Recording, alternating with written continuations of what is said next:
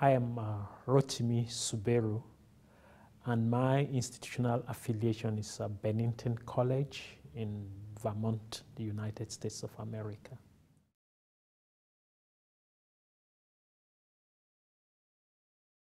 I think pluralism is the constructive governance or management of diversity and difference. So it is not a synonym for diversity. It is actually the management, the constructive management of diversity in a way that is supportive of social peace, of national security, of economic prosperity. So I will define pluralism as the constructive governance or management of social diversity.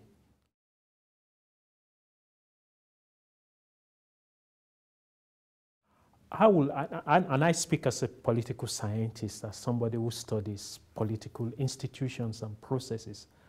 I would say the most important driver of pluralism, of the constructive governance and management of diversity, is political development. And by political development, I mean, basically three things. One, you have to have a state, a coherent, viable state that has a monopoly over the instruments of violence. I think that is absolutely important for driving pluralism. You have to have the rule of law. Rule of law means that the law is applied equally to people. There's no discrimination in the application of the rule of law. And finally, you have to have accountable government, what some call democratic government. And that means government that works in the interest of the people, not in the interest of the rulers. Government that is accountable, that is responsible to the people. In a diverse society, that would mean multiple ethnic communities. So you need a government that is accountable to the people. So I would say political development in those terms. In terms of a state where there's a monopoly of the legitimate use of violence, in terms of accountable government, in terms of the rule of law, I would say those are extremely critical for pluralism. Of course, there are other factors that drive pluralism. You can talk about economic development, and I think the center has actually developed a very holistic perspective on the drivers of pluralism. A perspective that addresses not just the political institutions, but also livelihoods. It addresses civil society. It addresses culture, history, memory, international, the international dimensions and international dynamics. So you have a whole lot of issues. But for me, working as a political scientist, I think having a state, having accountable government, having the rule of law are extremely critical for pluralism. Some may think that is a perspective that is too political, but even economists are now saying that to have economic development, the most critical factors are really the political institutions. That the difference between poor societies and wealthy societies is really the quality of their governance or their political institution. And I would also say that in terms of a peaceful or violent multi-ethnic societies, the difference is, in my view, the quality of political development, the quality of governance, whether they have a state, whether they have a rule of law, and whether they have accountable government. So I think that is an extremely critical factor.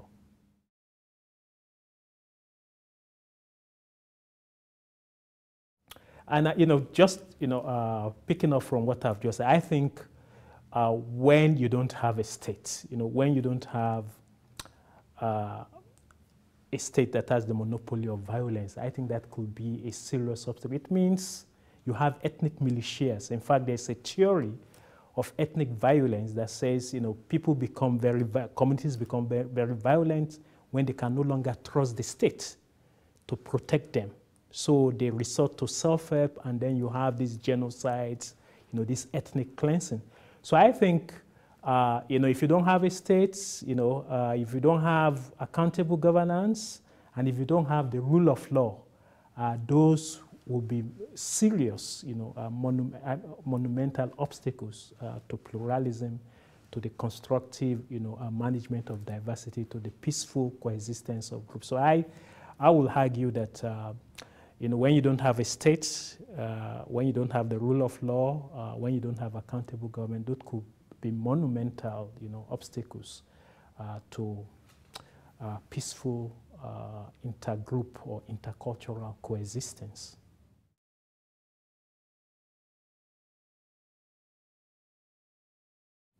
I think economic anxieties and intercultural anxieties interact in many societies through the political process. When you have a political process that discriminates in the allocation of resources between groups, then you could find, high levels of inter-ethnic polarization. And I speak from the Nigerian experience, where you have a resource-rich part of the country, but which also happens to be a minority, an ethnic minority, that is in the Niger Delta. And for many years, you had this, very polarizing conflict between the Niger Delta and the rest of the country. And at the root of that conflict was the way in which the political process denied an oil-rich community of the resources and of the benefits of their natural resources. And in fact, it turned that into a cost because they suffered environmental damage. And so they were paying a high price for being oil-bearing communities. And there is, at the root of that was the political process, that turned economic benefits into, a huge disadvantage to the community. So I think political processes that are unfair, that are unaccountable, can, be, the driver of, this, this confluence of economic and cultural anxieties.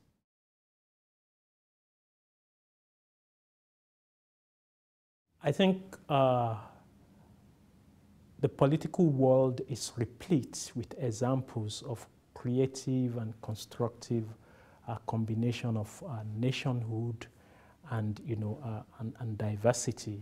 And, there are several policies. One, I think, is to recognize the nation as a multinational community, not a mono-ethnic community. I think there should be an acceptance that nationhood doesn't have to be defined in a monolithic manner, that you could have, multinational states, that is states that are made up of, multiple communities rather than one community.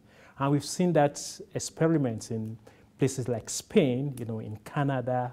We have excellent models of defining the state, not in a monolithic manner, but in a multi-ethnic, as a multi-ethnic community. Beyond that, I think there are several policies.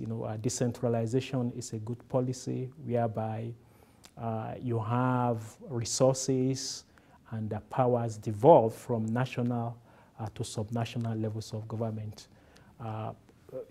Principles of proportional representation, principles that protect minorities from being overridden, that protects minorities from having their basic fundamental interest overridden by majorities, are also a good example. So you have, I think the literature and the world of policy has a repertoire of policies that are designed to ensure that states are defined in a multinational manner rather than in a mono-ethnic way.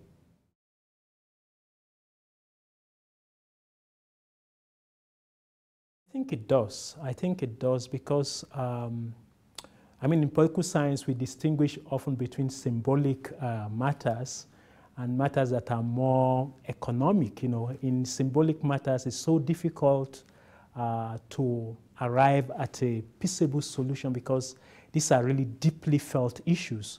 Whereas in economic conflicts, you could actually just, arrive at some equitable ways of dividing resources to appease communities. But symbolic matters can be very challenging because they touch on the fundamental values of people, and they can be very, irrational.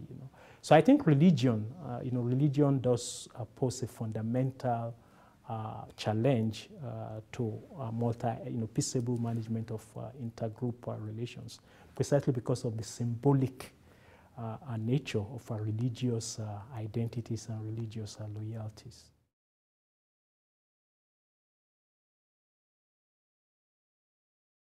I think it does. Religious mobilization can challenge the model of the secular state, but it doesn't have to be that. And I think, the important thing to recognize in order to prevent, religious mobilization from, undermining, the stability of our multi-religious states is, one, to promote this idea of religion as actually multivocal.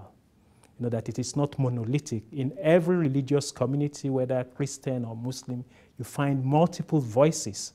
And I think the danger is trying to impose a monopoly on that multiplicity. One point I would like also to make is, this idea of the secular state. I think for some societies, the idea of the secularity of the state, if it is defined as creating a strict separation between religion and the state, can be very unsustainable. So instead of a secular state defined in terms of the separation of religion and the state, I would rather support a model of a multi-religious state that invests equally or equitably in the religious interests and obligations of its different communities. I say this because this is a big debate in Nigeria. Do you have a secular state? Is the state secular or is it multi-religious? And the idea is that, in multi-religious settings, especially societies that have Muslim populations, the state should be defined in terms of its multi-religious character, rather than as a state that is separated from the religious obligations and the religious values or commitments of its constituents.